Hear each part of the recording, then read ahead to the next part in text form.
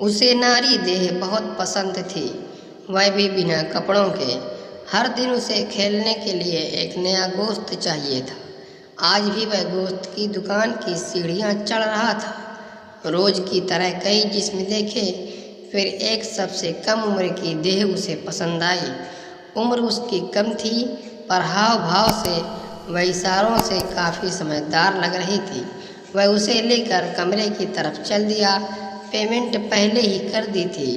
कमरा भी ऐशो आराम वाला था, क्योंकि उसके पास पैसों की कमी नहीं थी।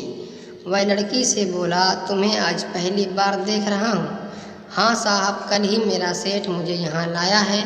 अब देर मत करो साहब, दिन में 10 कस्टमरों का कोटा पूरा कर रहा है।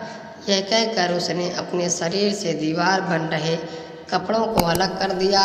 वह किसी भूखे कुत्ते की तरह झपट पड़ा, जैसे उसकी आत्मा वासना के गंदे सागर में मिलने के लिए बेताब थी। थोड़ी देर में उसने अपनी मृग तृष्णा शांत कर ली थी। जब उसकी आंखों से वासना का खुमार कम हुआ तो कमरे में भी नज़र दौड़ाई।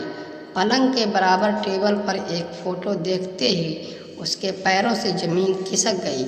वह जड़ सा उस फोटो को देखता रह गया। उस फोटो में उसकी बेटी और उस घर में काम करने वाली आया का फोटो था, जो 10 साल पहले उसकी बेटी को घर से उठाकर भाग गई थी। घर वालों ने बहुत दिन तक उसे ढूंढा, लेकिन वह नहीं मिली। उसने टूटते हुए, थरथराते हुए शब्दों में पूछा, यह फ़ोटो किसकी है? मेरी है और मेरे माँ की है साहब, जो अब इस दुनिया में नहीं है, इसलिए मैं उसकी फ़ोटो साथ रखती हूँ। का क्या? तुम्हें याद है पहले तुम कहाँ रहती थी? नहीं साहब, होश संभाला तो यही कलकत्ते में हूँ।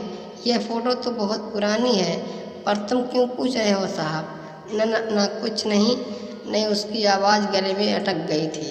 वासना का नशा फर्श पर गिरकर चित्कार रहा था। वह कपड़े पहनने के बाद भी अपने आप को नंगा महसूस कर रहा था। आज उसे दुनिया की हर लड़की जिसे वह अपना खिलौना बना चुका था, उसमें आज उसकी अपनी बेटी भी खड़ी दिख रही थी। सैलाब उतर जाने के बाद अब वहाँ सिर्फ कीचड़ ही कीचड़ थी। अब कुछ नहीं हो सकता था। वासना की तलवार रिश्तों का गला काट चुकी थी। वह अपना कृत्य किसी को बता नहीं सकता था। अब वह भारी कदमों से वही सीढ़ियाँ उतर रहा था जिन पर वह उड़कर आया था। वीडियो को लाइक और चैनल को सब्सक्राइब जरूर करें दोस्तों।